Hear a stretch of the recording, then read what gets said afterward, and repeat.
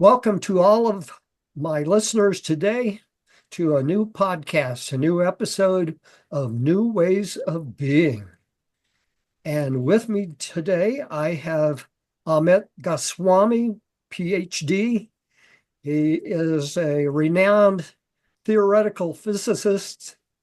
He got into quantum physics quite some time ago. He was a professor at the University of Oregon for many years. And now he's back in India and he has a Center of Quantum Activism. And so in this conversation, we're going to find out all about that, what he's doing and what that Center for Activism is. And we're going to talk primarily, though, about how we can change the world by raising our consciousness. And Amit has been very involved in that, probably helping many people through his books and through what he's doing now. Amit, why don't you tell us just a little bit about the Center for Quantum Activism that you founded and what you're doing with that? Yeah, I would love to. The ideas that I am propounding were established in mid-1980s.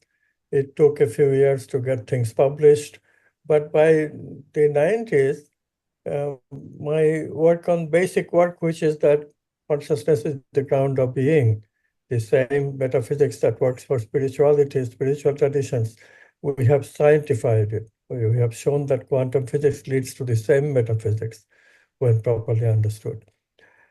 And then for years, I kept waiting that, okay, people will accept this because the proofs are very good. I mean, there's just an experimental data is supporting it. So, but nothing like that happened because the materialism, scientific materialism is very well established worldview, and nobody wants to change. So in 2009, I realized that we need a movement, and that movement is quantum activism. Quantum activism is to directly encourage people who can to not only change themselves using the quantum principles, but also try to change the world simultaneously.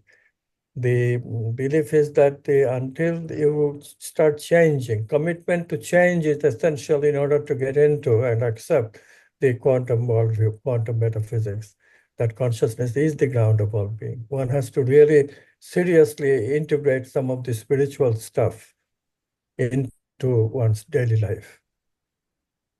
I have to tell you that you had a big influence on me and my life. Back in 1993, I had been an atheist for many years, 20 some years, and I had a spiritual event that happened to me, and it put me on the path of spiritual exploration. I suddenly had insight that the universe was alive and intelligent and getting my attention. And so I started exploring spirituality. And I took the approach of actually being wide open, exploring many different things. I didn't lock into one particular path. And so I explored consciousness as well. And one of the books that really had a big influence on me is your first book, The Self-Aware Universe. Mhm. Uh, Yeah. and what it really did, I was learning this from other sources as well, that there is one consciousness in the universe that is what creates the universe and all that is, and that it is fundamental. Of course, science at that time was, there were very few people saying that, if any, until I found your book. And that's what that was about. So thank you for your influence. I'm And delighted. and since then, I've done a lot of spiritual exploration, I call it. That's the approach I take. I'm always asking questions and exploring different possibilities. And that ultimately led me to my podcast on spirituality. And then more recently, a newer podcast on new ways of being, particularly discussing awakening and be, being more present in the world, that type of thing. Yeah. So I saw that you were very active and cranking out many other books, and I haven't read your other books, so I'm going to have to find out more about those. But it's my assessment that what we see happening with the world right now is a reflection of humanity's level of consciousness. It's still Mhm. based in ego, belief in separation, and out of all of that comes a lot of fear. And, we kind of have a fear-based world.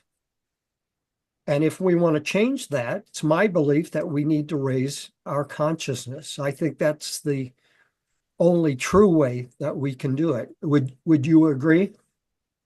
Yeah, we have to change. Look, I have shown in one of my books that democracy fundamentally depends on the spiritual metaphysics. All people are created equal, which started the American Constitution, is a meaningless statement unless you realize that consciousness is the ground of all being. So therefore, we know it is ironical that people constantly today worry about saving democracy, but very few people are aware that the root cause of what we are finding today, the values are gone, truth is gone, love is gone. The reason for all of this scientific materialist philosophy uh, is the root cause of all of this. So, people just don't think that deep. Even good people, good philosophers, they don't go as far as to trace it down to the worldview. The worldview of scientific materialism was designed to get rid of religions. Instead of getting rid of religions, what happens was that religions had a backlash and religions became only more conservative. Evangelical religion was created. So Right. Christianity is now hugely divided between evangelicals and regular people. And evangelicalism is a kind of a foolish takeoff, very irrational takeoff on uh, spirituality. So it's very unfortunate what this worldview of scientific materialism has done. It was politically motivated, and the only way that we can really get rid of it is to listen to quantum physics, get the quantum worldview, see that spiritual traditions have it the right way all the time. And there's no need to push religions out because religions all along not only has an exoteric component, which has nonsense like hell, concepts of hell, but esoteric tradition of religion also exists. I mean, Christianity is not just exoteric Christianity. Christianity is also esoteric Christianity, which is based on Jesus' own teachings. And esoteric Christianity is very much like all the other world's religion, Hinduism, Buddhism, Taoism. It's very, very similar to all Mhm. of the world basic religions, basic spiritual traditions, I should say. Right. So it is, you are absolutely right. It is a must. This is the priority. And people have to see that this is the priority to change the worldview. Very good.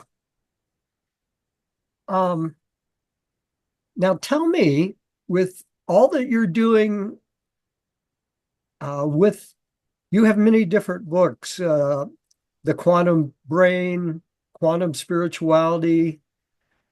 Uh, uh, uh, I don't know how many you have here. It's quite a few, a dozen books that you've been either written on your About, own. about 22 books. I see one, today there are people who talk about ascension or the great awakening of humanity, and that's all about raising our consciousness. I see you have a book called The Ascent of Humanity. That's the latest book. Yeah. Now, if I were to read one book right now related to changing the world by raising our consciousness, would that be the book to It read? can be. It can be. There are two important books with the similar theme. One is The Return of the Archetypes. That book is also a very important one. And this one, The Ascent of Humanity. The Return of the Archetypes I wrote with Valentin Onisar, my co-author, and this one solo. But both of these books talks about the future of humanity quite a bit, how the humanity is going to change and what needs to be done is laid out in detail in both books. Okay. Are you familiar with the fairly recent book from Deepak Chopra, The Quantum Body? Yeah, I am familiar with it because he asked me to write a blurb about it, so I did, and yeah. So how, you know, do like your book on the quantum brain, does it say much of the same thing that the quantum body says? Or do It's you a take a little bit different? different. I used quantum physics to get to the consciousness is the ground of being. Deepak's writings lack that basic route to consciousness. And therefore, consciousness is added kind of in an ad hoc way. And that's the shortcoming that, Deepak is just not ready to go further. That's my assumption. But otherwise, his books are good. They're always quite spiritual, and the spiritual component of it, he has it right. The only problem is that the basics, he doesn't have quantum physics quite placed in quite the right way that it can be placed. But this is a controversial subject. I wouldn't count that against his ideas, never, because he's a good man and good thinker. Yeah, I think. Okay, good. So, but I take it that your books that you're producing now, though, are for the general public? Is it? All of them are for general public. I never consider it worthwhile to write solely for the esoteric people because it's useless. Most scientists could benefit from my work, but they don't because their basic idea about consciousness is wrong. They never have, okay, never is too strong a word. Scientists seldom have any experience of expansion of consciousness. So to them, consciousness is basically an object. They call it subjective qualia, but they treat it as an object. And consciousness, of course, basically the difference of consciousness and matter is that consciousness is not just an object, it's also a subject. That subjective experience is basic to consciousness. So long as they don't experience that consciousness can expand, and therefore it is different from objects, they would not take the quantum physics or spiritual tradition seriously. And this is what happens. So, I have tried to dialogue with many scientists, but it's all in vain because they just don't get it, because they don't have the experience. To them, consciousness is just an object. So Yes. we stop from the get-go. From the beginning, they just don't understand what I'm saying. Well, one quantum physicist and cosmologist that I think does totally understand it as we do is Jude Currivan. Are you familiar with her? No.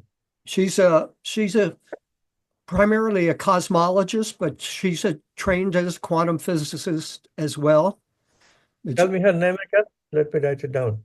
yeah, it's her first name is Jude, Jude. Her last name is Currivan, Currivan. Currivan. Yes, and she published a book called The cosmic hologram. And so Cosmic.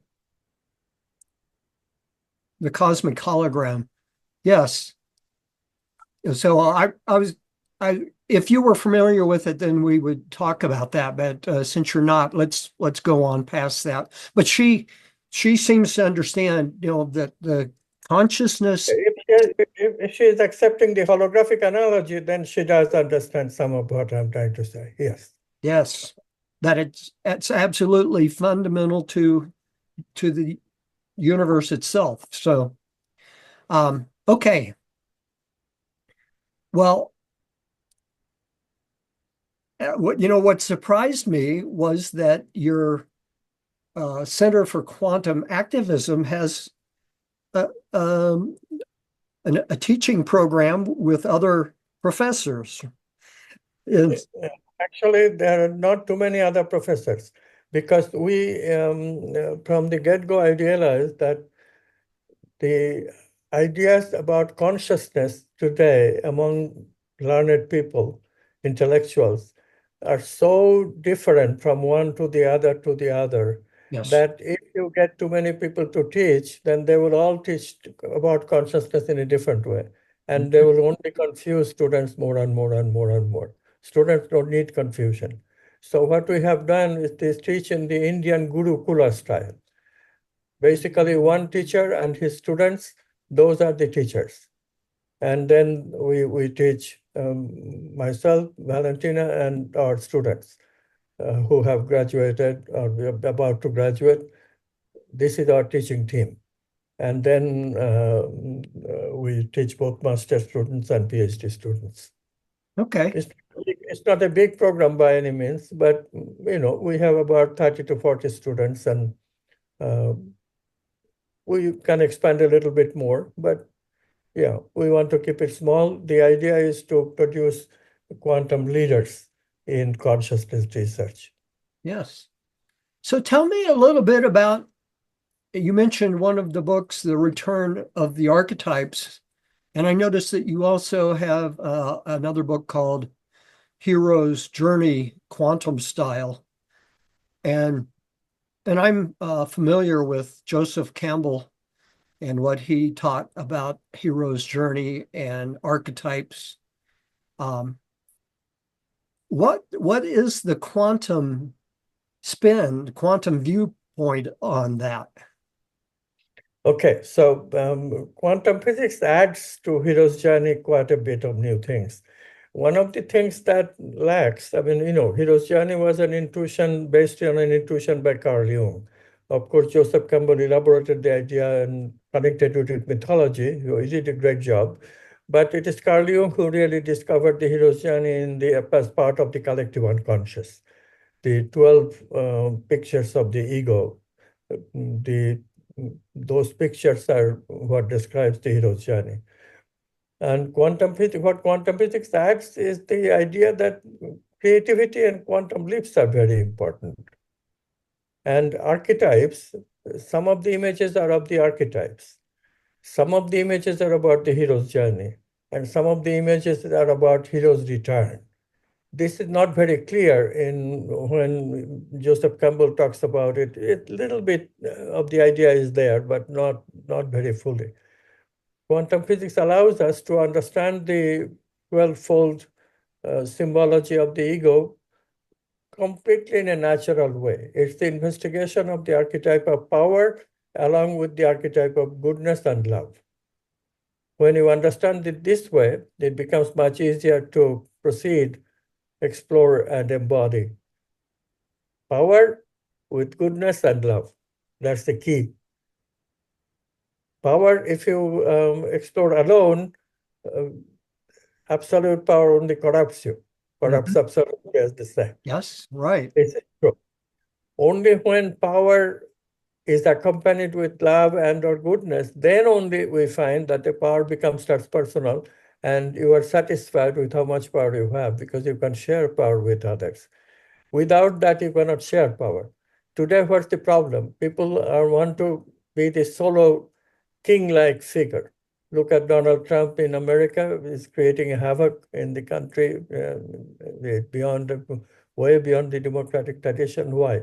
Because you want to be the sole leader. He is the only honcho that matters, like the kings used to be in the olden days. That tendency comes because he is into power without any goodness or love, because he is not capable of goodness and love. Our assumption is that he does not have altruism in his brain circuits.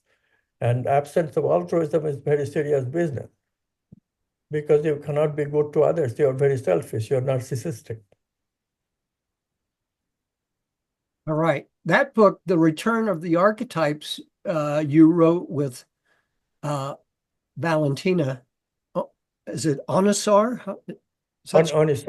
Anasar? I'm going to have to read that as well. It sounds fascinating. And, you know, you're kind of opening my eyes here about that you're able to really approach it so broadly through quantum physics. And so I'm going to have to read that book and the other one as well. And I forgot what the name of it is here. The Ascent of Humanity. Yes. And I noticed that the one book, Quantum Spirituality, has the subtitle of The Pursuit of Wholeness. Mm-hmm. Now, I wrote a book called The Awakening to Wholeness Mm-hmm. a number of years ago. And I, if I were to write it today, you know, it would be much different. But you know, I got at least a basic understanding of wholeness, since everything's arising out of one consciousness. You Mm-hmm. know, that's the nature of wholeness, that everything is one, you know, part of one great whole. And Yes, and yet it is not really just it's not really oneness. The oneness is a one step beyond wholeness. Wholeness picks up a aspect that oneness does not have. Oneness is one without a second. One is the only thing. So any separateness is not allowed except as illusory. So like we bring in separateness through a mechanism called tangled hierarchy. But it can be called an illusory mechanism, although the result is not illusion, but the mechanism is an appearance. But when you have oneness manifest, then what you get is wholeness. Because there is the appearance of separateness, then all you can have is that parts becoming a whole. So right, it's already separateness is allowed. It's not like one and only. One and only is the unconsciousness. We can never experience that. But okay, this wholeness you can experience. I am one with everything else. Although I am separate, but really in truth, when we penetrate the illusion, I am also one with everything. But I do see myself separately, and then only I am one. So it's a sort of idea of yoga. I am integrated with the others. But I see that I'm separate. But although I'm separate, I am really one with everything. yes, So yeah, in that way, wholeness is a beautiful concept. And what we have shown in that book, Quantum Spirituality, is that the spiritual traditions aimed for too high. It's not for ordinary people. The spiritual enlightenment they talk about, right. the ontological quote unquote experience that they claim to have, they're all way beyond ordinary people. Mhm. On the other hand, this aspect of wholeness, approach to wholeness, is very much in the possibility realm of even ordinary people to explore it and embody it. Because ultimately, it depends on there are so many dichotomies in our culture, so many dichotomies in our being, like male-female dichotomy, inner outer dichotomy. Some of us are into outer reality too much, some of us are into inner reality too much. They have to be balanced and integrated. So these ideas is what leads us to wholeness. An approach to wholeness is to look at all the dichotomies in our life and integrate them. And eventually we get this integration of me and the other, that we are actually, I am one with everything. Yes.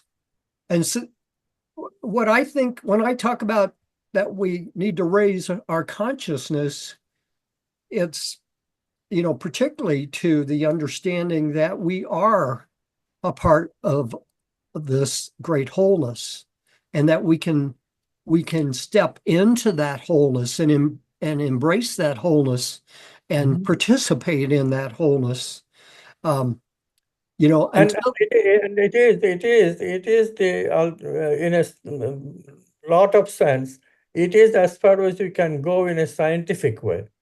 The spiritual tradition talks about another step, but it's not really scientific. Scientific in the sense that, once we go beyond the manifest, it's unconscious.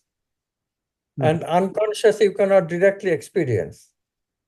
And therefore, to talk about unconscious experience in a scientific way is very difficult. I have done it, and we can talk about it, but barely. It's an experience about which you cannot talk about. That's the way even spiritual traditions put it. God that you cannot talk about. And Wittgenstein, the great philosopher, once made a statement that made a mark on me: whereof you cannot speak, thereof you must remain silent. Whereof one cannot speak, one must remain silent about that. And I really believe that that is true to some extent, because all the spiritual traditions became world negating and all that stuff that we, generally scientists don't like spirituality, that component of spirituality, because they sound like they're against the world. The other world is more important than this world. This kind of idea is common in popular religions. And there is no need for religion to emphasize the other worlds. This world is important, and the order of this world is where it's at. And when you concentrate on wholeness and not on oneness, that's exactly what you get. So we have a phrase called quantum enlightenment, where we say that, okay, leave whole oneness alone. That's unconscious. We cannot really scientifically study it. Maybe we can sort of get an idea of it, maybe not. But we cannot scientifically study it, what's in it. We cannot do that by definition. Therefore, what's the use of trying to emphasize that? Instead, emphasize what we can do in the world. Namely, we can get rid of all the conflicts that divide us, that separate us, that keeps us from happiness. We can integrate all those conflicts into one whole. That is really the enlightenment. Wholeness enlightenment is about quantum enlightenment, we call it. Hmm. Well, uh, I wish I would have read at least one of these books because I would have a bit a deeper feel for uh, what you're explaining. So it sounds like you have a very scientific basis, and Yeah. is that reflected in these books? And do Yes, yes. In fact, you must read, since you have read Self-Aware Universe, there is some incompleteness in Self-Aware Universe. If you read any of these books, Return of the Archetypes or Ascent of Humanity, all those shortcomings of Self-Aware Universe have been now solved. okay, and you say though that these are meant for the general public. Yeah, every word I write with extreme caution that it's not obtuse. It should be understandable by general public. So it's Good, very reader-friendly book. good. I would I would not write exclude the general public from my books. Because the general public has to become a quantum activist. That's the goal. Okay, well, without taking someone through your course, um, what would you say to just someone listening to this podcast um, is important about how to begin to raise their consciousness more, to uh, understand oneness or understand wholeness, and to how that will help them to change, and Okay. what should they do? Well, it's really very simple. One should just get the book Sulfur Universe and read the first few chapters. I can even tell you just in 5 minutes, I can give you the gist of what basic way that consciousness is introduced into physics. And once you have that, then the rest of the concepts follow very, very easily. So basic idea of quantum physics is wave-particle duality. Objects seem to be both waves and particles by experimental data. It seems like that. But when you penetrate and combine it with theory, you find that the mathematics of quantum physics is very straightforward. It says that the quantum objects are really waves and not particles. Right. However, when we measure the waves, they become particle-like. And once you get that idea, then you ask the question, then what do the waves decide? If we cannot measure them, they cannot reside in space and time. So they must reside in a domain outside of space and time. And that's the basis. As soon as you have introduced outside of space and time, these two domains of reality, you are basically considering the spiritual metaphysics, because that's what the spiritual metaphysics is. Oneness and then division. Oneness become divided into subject-object. Unconscious, conscious. Unmanifest, manifest is how quantum physics puts it. So immediately you begin to understand. And then there are other issues like non-locality, signalless communication, that gives us an experimental way of verifying this ontology. And then quantum measurement theory that shows that consciousness is the ground of being and consciousness chooses. And it's the choice that converts waves of possibility into actual events of experience. So those details follow from quantum measurement theory. But the basic really is how to understand wave-particle duality and how to reconcile it with quantum mathematics. These basics, understanding the basics takes just a few minutes of attention. Once you understand it, rest of it is very, very clear, very straightforward. Interesting. Wow. Um, and do you touch on entanglement and non-locality? Yes, of course. I touch on a lot of it because the details, then you have all these important quantum principles. Non-locality is one, signal-less communication, that's the major one. Discontinuity, quantum leaps, that's the other quantum principle, that's the major one. And the third quantum principle, which is very important, is tangled hierarchy, which allows us to distinguish between subject and object. This distinction is very important. Without the distinction, we cannot have manifest reality. Okay, I think that makes sense to me. Mhm. I Yeah, I because don't. you have studied it already, you see it in your brain. I can tell that you have a basic understanding of oneness. So you are not perturbed about oneness. And then you must ask the question, how does the one become two?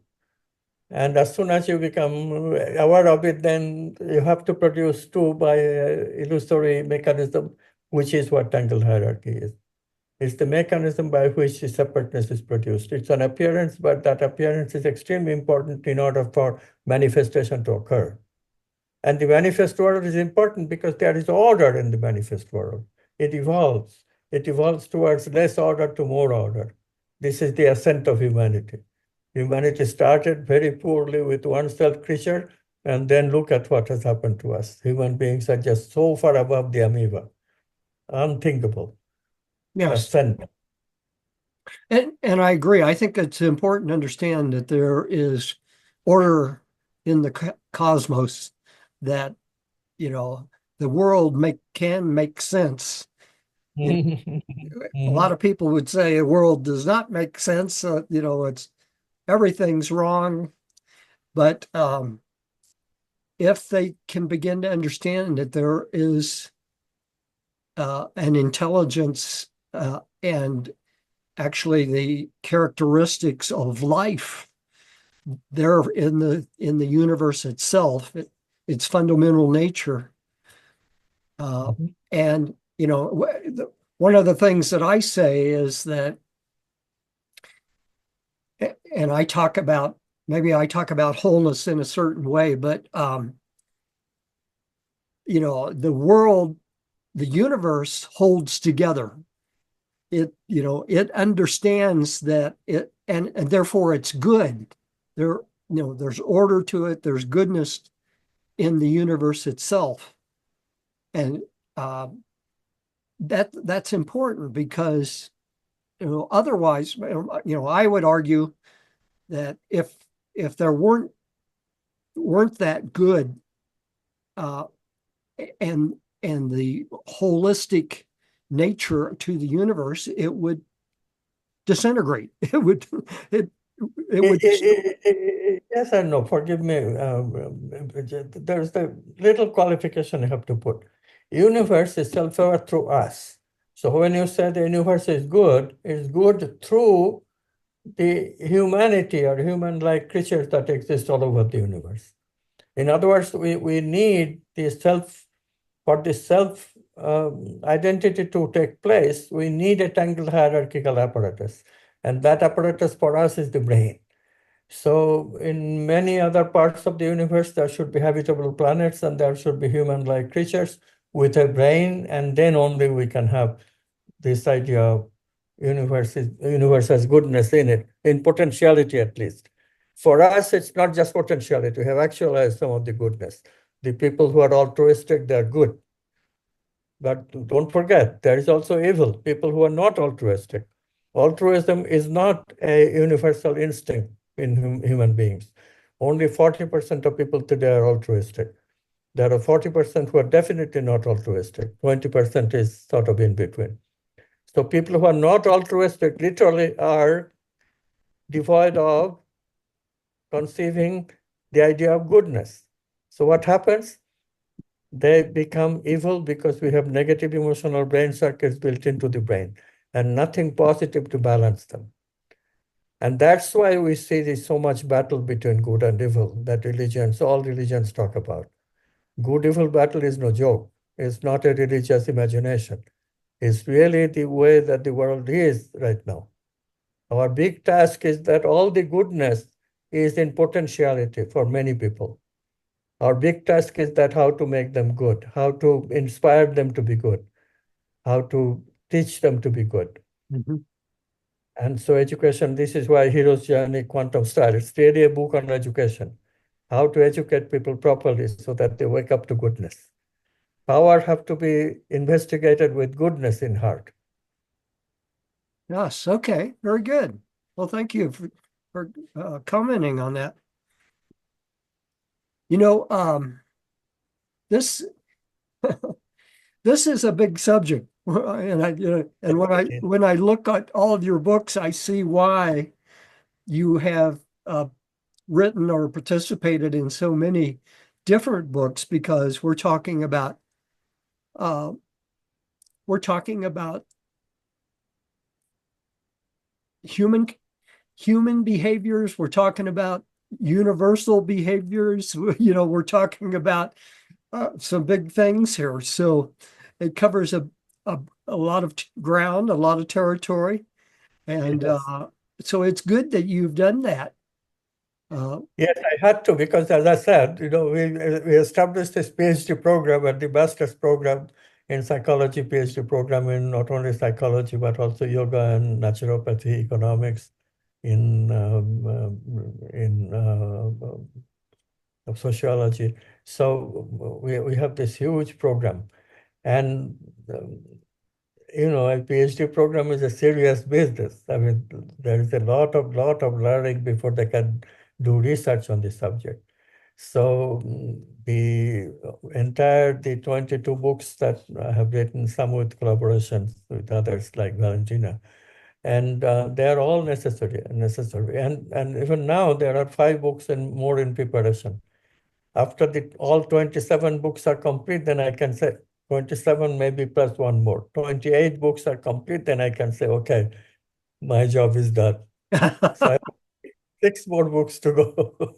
Wow, you are prolific. Well, keep on going. I love that. Um, I'm looking at one of the book covers here, and I'm wondering about it. Tell us a little bit about the book called "See the World as a Five-Layered Cake." Well, I hope it's a fun title and makes you curious. In the Upanishad, there's a beautiful story where a little boy, not so little, teenager, uh, his father is a wise teacher. So he one day becomes curious and asks father, what is reality? Father says, well, that's for you to find out. You meditate and find out. So the kid meditates and comes back and says, oh, it's easy. Reality is matter.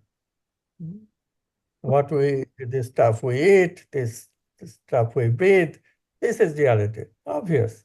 The father says, well, yeah, initially it seems like that, but meditate some more. You may find out it is more deep than that.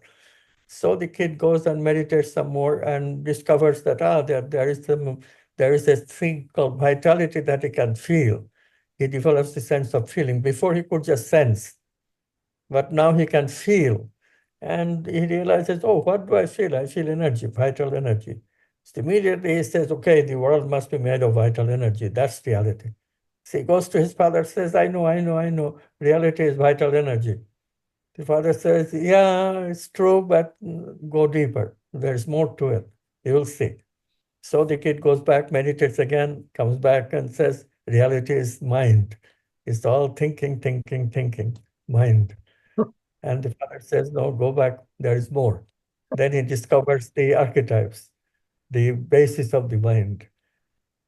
Father says, go back, there's even more. Finally, he discovers the self, the source of the spiritual joy. And then the father finally, no, then he doesn't go to his father anymore because he knows that he has reached, he knows now, he knows himself that, okay, this is reality. Reality is ananda. Reality is joy, joy of undivided, no boundary.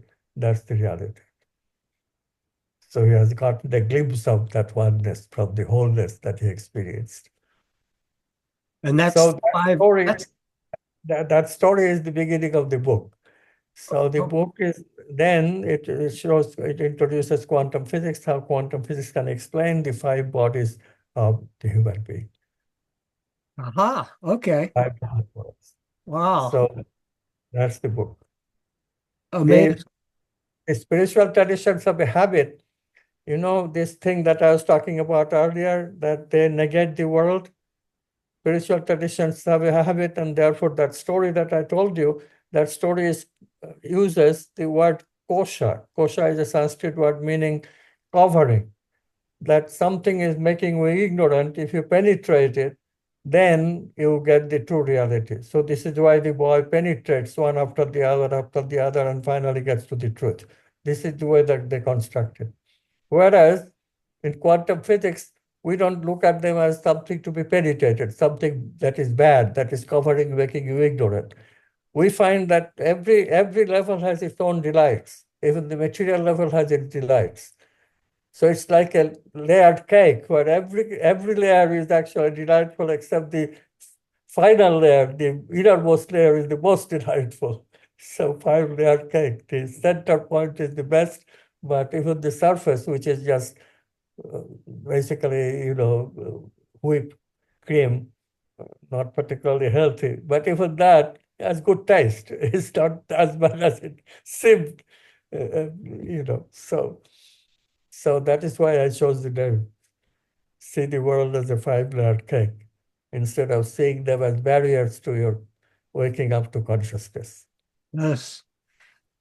So what, I know that you were a professor for many years in physics, and but what set you on this course of life that let you dig into this and understand this and produce these books and the school that you have? What was it that put you on that path? Yeah, I'm glad you asked that question. There was a very interesting incident that happened that got me into the path. This was 1973, and I was invited to present a talk. You know, in physics, they have conferences, and in this conference, it's very prestigious to give a talk. So I was invited, and I gave my talk, and I was very happy while I was giving my talk. But after the talk, another speaker came, and he presented. And somehow I started getting the feeling that he's presenting better than I did. And people reacted to him also with more enthusiasm, I felt. And intense jealousy arose in me. And so, speaker after speaker, I sat and listened to them, and everyone made me jealous, jealous, jealous, jealous, jealous, jealous. Even in the evening, we were at a party, and females were invited, and I'm jealous because women are putting more attention to the men, other men than me. Whereas I really did not have any interest in the women. I was married and quite happy in my marriage. So it's amazing that I feel jealousy even when I should be quite relaxed. Mhm. So it went on like that, and then finally at 1 o'clock, I found that I have exhausted. I carried a packet of Tums those days because I suffered from heartburn. I found that I have finished in my whole packet of Tums that I used to carry in my pocket. So I panicked a little, and I went outside. The conference was taking place at Monterey Bay, beautiful ocean seaside, and the ocean breeze hit my face. And at that moment, I had a thought. That thought was, I will never, never, never forget it. Why do I live this way? And the answer to that came immediately. Answer was, I don't have to. I can integrate my life with the way I make my livelihood. I can integrate. That conviction is what propelled me through the rest of my life and still propelling me, that I can integrate. That's the wholeness. So I got the idea of being whole. Everybody can be whole. And I tell you, if I can be whole from where I was so divided, materialist, completely a materialist. From that to discover the unity and wholeness is such a long way, but it has been, every bit of the journey has been worthwhile. And so throughout your life after that point, have you gone through uh, awakenings that, I have gone through the experience that I am one with everything. I had that experience directly. So I have been very fortunate that I also had that experience.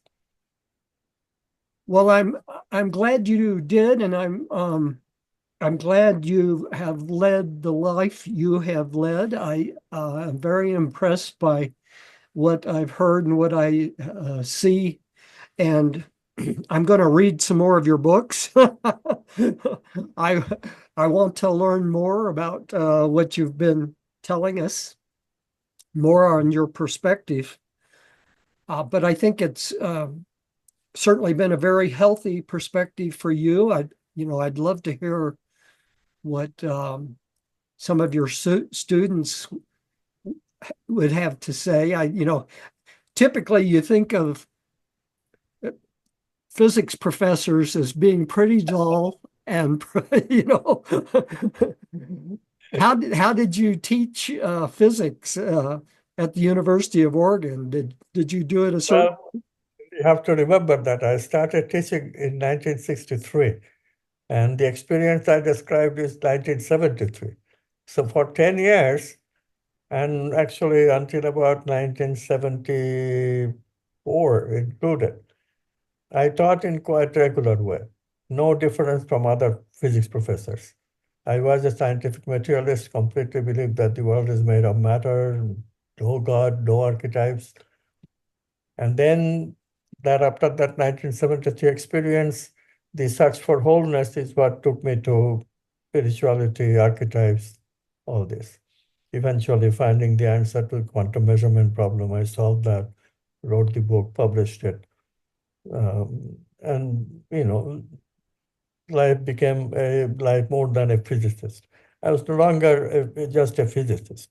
So my teaching likewise changed, and as the universe cooperated, because even the physics department, which was quite prejudiced against my research, but they allowed me to teach a course called the Physicist's View of Nature. In that course, I could actually get into some of my research, and I actually taught the students some of my research on quantum physics as the ideas were developing. Very interesting. So the last 10 years or so of my career, I retired in 1997. So starting about mid-80s to the end of my career, I had this one beautiful course that I taught every year, Physics' View of Nature. Huh? Wow. So, so that was very neat that I could share my research as it was going on with my students. Which book that And you've that's what eventually led to Self for Universe. So okay. I was teaching from about 1985, 86 when the course started to about 1993 when Self for Universe was published. Students were getting the ideas piecemeal. As I was discovering, I was teaching more and more and more and more. And I was quite popular at the university as a teacher of this course. The students would sign up ahead of time, and it was always full. It could allow to have 100 students. I always got 100 students or more in the waiting list. So it was quite successful. And although the department never quite approved my activities, but the universities wide, I had a recognition that there is a guy in the physics department who talks in terms of consciousness and discovering something good. That's fantastic. Um, I have to ask you one more question because uh, I know your age. You're 88 years old. I'm 77, but and you're so bright and alert. And what's your secret to your good health? I'll tell you the secret. There are cells not only in the brain, but also at the heart and at the navel. They are called chakra points in Indian psychology, chakras. And Right. this cells in the body, the uh, navel, that's the place where our digestive organs are, and the heart, where the immune system and the heart exist. Those are very major systems in the body.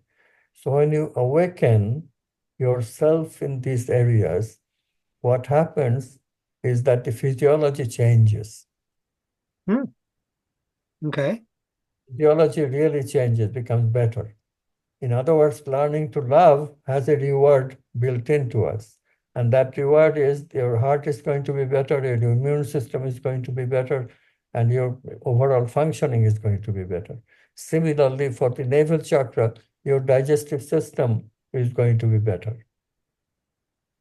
Okay, so physiology really improves with these awakenings that we talk about.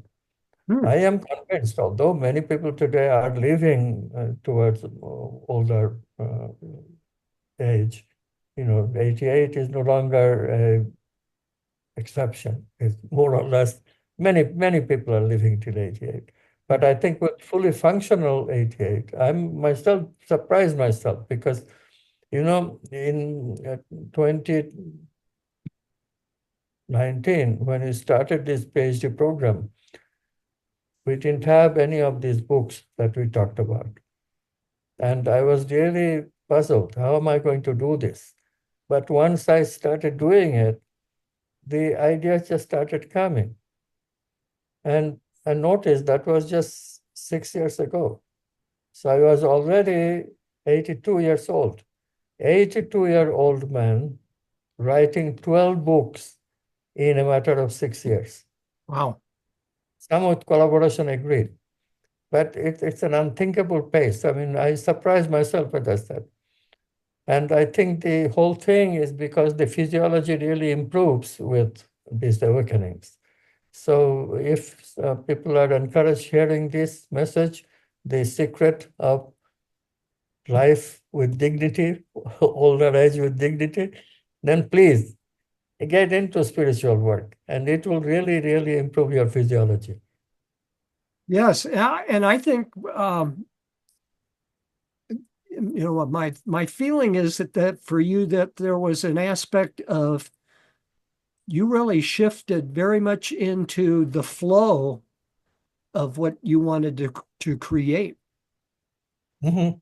And Yeah, because you to produce books like that, you have to be in flow. you have to be in flow. Yes. Yes. Very, very impressive. Yes. Thank you. But I don't take any credit for it. As I said, we depend on spirit. The spirit worked through me, and therefore they happened. Amit, well, let me ask, do you have any final thoughts that you'd like to share? Or just for the mundane thought, I would like to share my website, amitgoswami.org, amitgoswami.org. And if you heard this conversation, then please, if you are curious about the master's and PhD program, check my website and there will be all the information you need for this. We are looking for people who are ready to transform. Learning is not just about book learning, just about some concepts. Learning is how to be those concepts. And this is what we teach it at our programs. And if you are interested, please look us up. I love what you just said there about learning and how to be. Experiencing is what we're doing in our life, and we want to experience the kind of life that we really desire. So, to my audience, that's what Amit has been talking about. And please check his websites out. And I think you might want to read some of his books as well. But Amit, thank you so much for being on the show today. This has been very informative. This is exactly the kind of conversations that I'm trying to have with not just you, but many other people as well who do have things to contribute to the world so that we can change the world. So Thank you, Ray. I'm delighted to be with you. This was a thank good. you again. And to my audience, have a great day and a great life.